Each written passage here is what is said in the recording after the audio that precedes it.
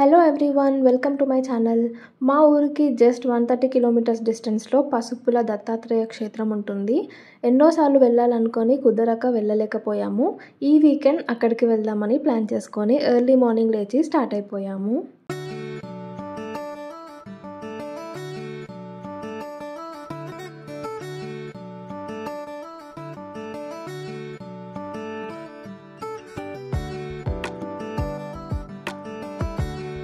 పసుపులకి వెళ్ళే దారిలో మక్తల్ వస్తుంది. ఈ మక్తల్లో పడమటి ఆంజనేయ స్వామి వారి దేవాలయం ఉంటుంది. ఈ దేవాలయంలో ఆంజనేయ స్వామి వారి విగ్రహం జాంబవంతుడు పశ్చిమముఖంగా ప్రతిష్ఠించాడు. అందుకే ఇక్కడ స్వామిని పడమటి ఆంజనేయ స్వామి అని అంటారు.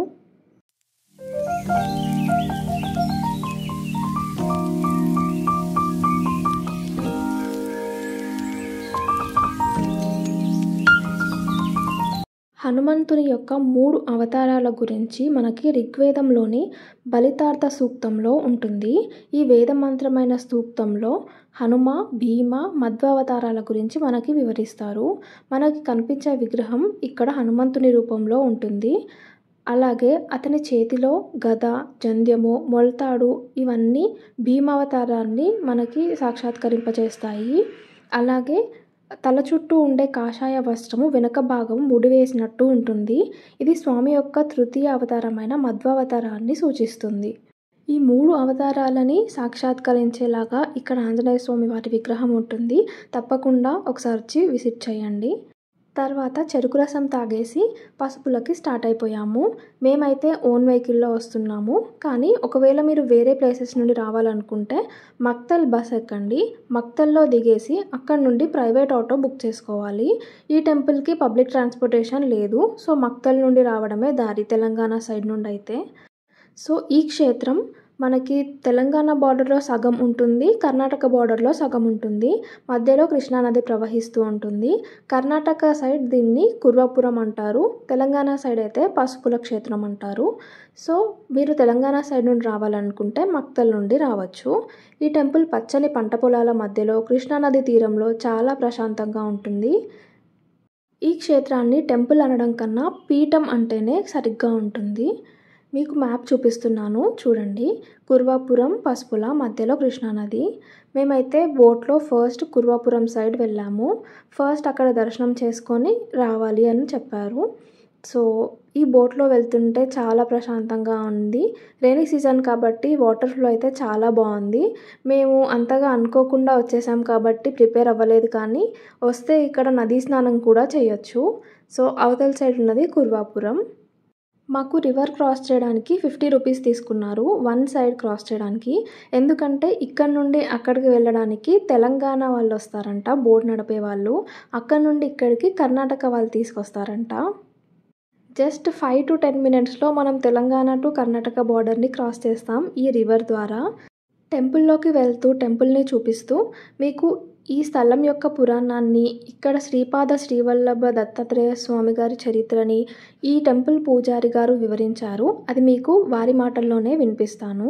కాషాయ వస్త్రం కరదండధారణం కమండలం పద్మకరేణ శంఖం చక్రం గదాభూషిత భూషణాఢ్యం శ్రీపాదరాజం శరణం ప్రపద్యే అవధూత చింతన శ్రీ గురుదేవ దత్త. దత్తాత్రేయ స్వామి గారి అవతారం తర్వాత మళ్ళీ దత్తాత్రేయ స్వామి గారిది 2వ అవతారం ఉన్నవి. తొలితం శ్రీపాద శ్రీవల్లభుడు, తర్వాత నరసింహ సరస్వతుడు. శ్రీపాద శ్రీవల్లభ స్వామి గారు జన్మించిన ప్రదేశము తూర్పుగోదావరి జిల్లాలో పీఠాపురం గ్రామం.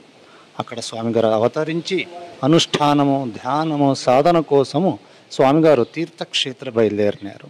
శ్రీశైలము, గోకర్ణము ఆ క్షేత్రంలో స్వామిగారు దర్శనం చేసుకుని అనుష్ఠానం చేసుకుని మళ్ళీ స్వామిగారు ఏకాంత కోసము, సాధన కోసము ఈ కృష్ణా ప్రాంతంలో అంటే కర్ణాటక రాజ్యంలో రాయచూరు జిల్లాలో కుర్వాపురం అనే క్షేత్రం వస్తారు. ఈ క్షేత్రంకి వచ్చి ఇక్కడే 14 సంవత్సరం ఉండి ధ్యానం అనుష్ఠానం చేసుకుని తర్వాత ఈ కృష్ణా నదిలో అంతర్ధానమైనారు. స్వామిగారు ఎక్కడ ఉండి అనుష్ఠానం చేసి ఆ చోటు స్వామిగారిది పీఠాస్వరూపంలో ఉన్నది. ఆ పీఠంకే ప్రతిరోజు తెల్లవారు పూజలు, అభిషేకాలు, మహాపూజలు జరపడి తర్వాత ఆ పీఠ మీద వస్త్రాలేసి విగ్రహం పెడితే స్వామిగారిది అలంకారూప దర్శనం. ఒకరోజు దత్తాత్రేయ స్వరూపంలో ఒకరోజు శ్రీపాద శ్రీవల్లభ స్వరూపంలో, ఒకరోజు నరసింహ సరస్వతి స్వరూపంలో స్వామిగారు అవతారం జరుగుతుంది. 800 సంవత్సర పురాతనలో స్వామిగారు అవతరించినారు. 14 సంవత్సరం ఈ క్షేత్రంలో ఉన్నారు. ఇక్కడే ధ్యానం అనుష్ఠానం చేసుకుని తర్వాత నరసింహ సరస్వతి అవతారం కోసము మళ్ళీ ఈ కృష్ణా నదిలో అంతర్ధానమైనారు. అంతర్ధాన దినము ఆశ్వీజ బహుళ ద్వాదశి రోజు. మళ్ళీ నరసింహ సరస్వతి అవతారం కోసము మహారాష్ట్ర కారంజ నగర్లో నరసింహ స్వామి గారు అవతరించినారు. ఆ క్షేత్రంలో అవతరించి కాశీలో సన్యాస దీక్షము, ఔదుంబరము, నరసోబాడి క్షేత్రంలో స్వామిగారు వృత అనుష్ఠానం చేసుకుని కొనాకి భీమా అమరజసంగా ఉన్న ప్రదేశము గాణాకాపూర్కు వస్తారు.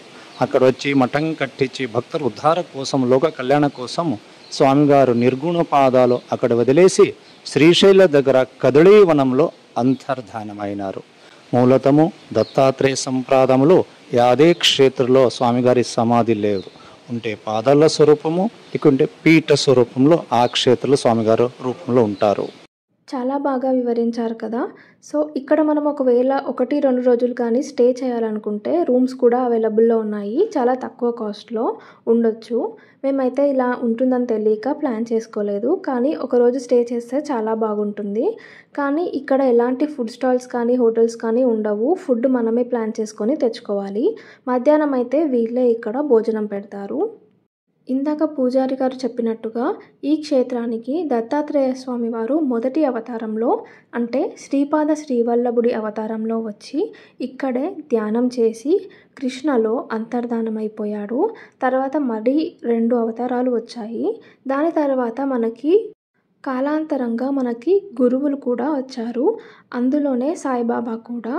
ఇక్కడ ఉన్న గురువు విఠల్ బాబాజీ, ఇతని సమాధి కూడా ఇక్కడ ఉంటుంది. ఈ అధిష్టాన మందిరం తోట మధ్యలో ఉంటుంది. చాలా ప్రశాంతంగా ఉంటుంది. ఇక్కడ ఫ్యామిలీతో వచ్చి చాలా టైం స్పెండ్ చేయొచ్చు. చూసారు కదా చుట్టూ వాతావరణం. స్కాంద పురాణం ప్రకారం పూర్వకాలంలో 28,000 మంది యోగులు, సిద్ధులు హిమాలయాల నుండి ఈ ప్రదేశానికి వచ్చి దత్తాత్రేయ స్వామివారి ఆశీర్వాదం తీసుకొని ధ్యానం చేసి వెళ్ళేవారట. శ్రీపాద శ్రీవల్లభుడు పుట్టి పెరిగింది ఆంధ్రప్రదేశ్లోని పిఠాపురంలో. తర్వాత 35 సంవత్సరాలు జ్ఞాన వైరాగ్య సిద్ధిని సాధించడానికి ఇక్కడ కుర్వాపురానికి వచ్చి ఇక్కడ అవతారాన్ని చాలించాడు. ఇక్కడ తోట అవన్నీ చాలా బాగా మెయింటైన్ చేస్తున్నారు. చాలా ప్రశాంతంగా ఉంది. ఎన్నిసార్లు చెప్పినా తక్కువే ఈ ప్రదేశం గురించి. ఇన్ని డేస్ మేము విజిట్ చేయనందుకు చాలా ఫీల్ అయ్యాము. ముందే తెలుసుంటే ఒక 1 డే ఇక్కడ ఉండడానికి ప్లాన్ చేసుకునే వాళ్ళమని అనుకున్నాము. నదికి అవతల వైపు అంటే కుర్వపురంలో దత్తాత్రేయ స్వామి వారి పీఠం ఉంటుంది. మన సైడ్ దత్తాత్రేయ స్వామి గారు ధ్యానం చేసుకున్న ప్రదేశము, దత్త దర్బారు ఉంటాయి. అవన్నీ చూపిస్తాను రండి.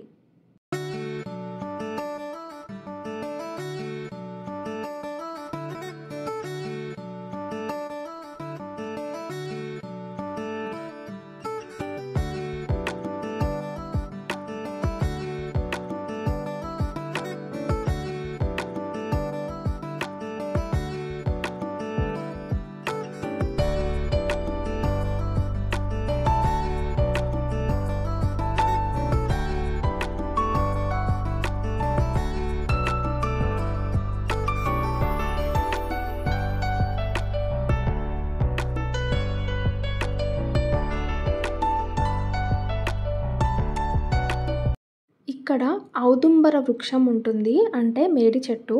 దీని చుట్టూ 27 ప్రదక్షిణలు వేయండి. అలాగే మీకు వీలైతే ఒక మగ్గు వాటర్ కూడా పోయండి, చాలా మంచిది.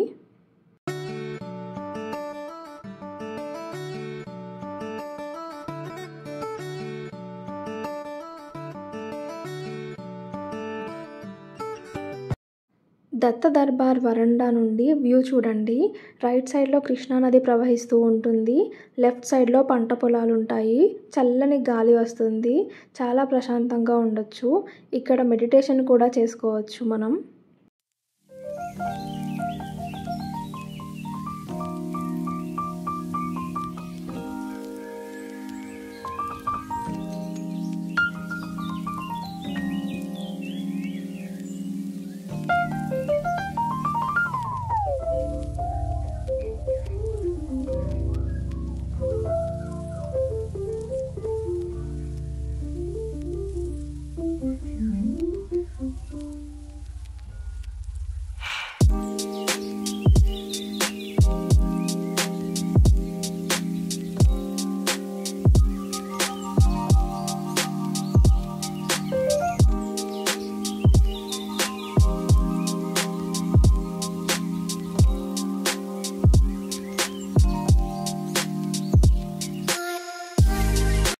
పక్కనే ఇంకొక టెంపుల్ కూడా ఉంటుంది.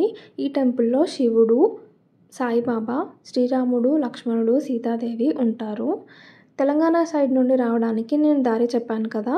కుర్వపురానికి రావడానికి కర్ణాటక సైడ్ నుండి కూడా పబ్లిక్ ట్రాన్స్‌పోర్టేషన్ లేదంట. ఎందుకంటే కుర్వపురం ఒక దీవి. అంటే దీనికి 3 వైపులా వాటర్ ఉంటాయి. సో, కర్ణాటక గవర్నమెంట్ రీసెంట్‌గానే ఒక బ్రిడ్జ్ శాంక్షన్ చేసిందంట. కానీ అది కన్‌స్ట్రక్షన్ అయిపోయి మొత్తం సెట్ అయ్యే వరకు ఒక 1-2 ఇయర్స్ పడుతుంది. సో, కర్ణాటక సైడ్ నుండి రావాలనుకుంటే లేదా ఎటువైపు నుండి మీరు రావాలనుకున్నా దారి కన్‌ఫ్యూజ్ అయితే ఇక్కడ పూజారి గారు తన కాంటాక్ట్ డీటెయిల్స్ ఇచ్చారు. అది మీకు స్క్రీన్ పైన చూపిస్తాను. అలాగే డిస్క్రిప్షన్‌లో కూడా ఇస్తాను. తనని కాంటాక్ట్ అవ్వచ్చు. పూజలు ఏమైనా చేయించుకోవాలనుకుంటే కూడా అతను హెల్ప్ చేస్తానని చెప్పాడు. మేము ఇంట్లోనే పులిహోర చేసుకొని, ప్యాక్ చేసుకొని తెచ్చుకున్నాము. ఇక్కడ చెట్టు కింద కూర్చొని లంచ్ టైంలో ప్రశాంతంగా క్షేత్రమంతా చూసిన తర్వాత తినేసి కృష్ణానది ఒడ్డున వెళ్ళి కాళ్ళు తడుపుకొని అలా కొంతసేపు కూర్చొని ఆ మూమెంట్‌ని ఎంజాయ్ చేశాము. నాకైతే ఈ ప్లేస్‌ని వదిలి అస్సలు వెళ్ళాలనిపించలేదు. ఒక నైట్ అయినా స్టే చేస్తే బావుండు అనిపించింది. ఇదండి శ్రీపాద శ్రీవల్లభుడి తపోభూమి. తప్పకుండా రండి, విజిట్ చేయండి.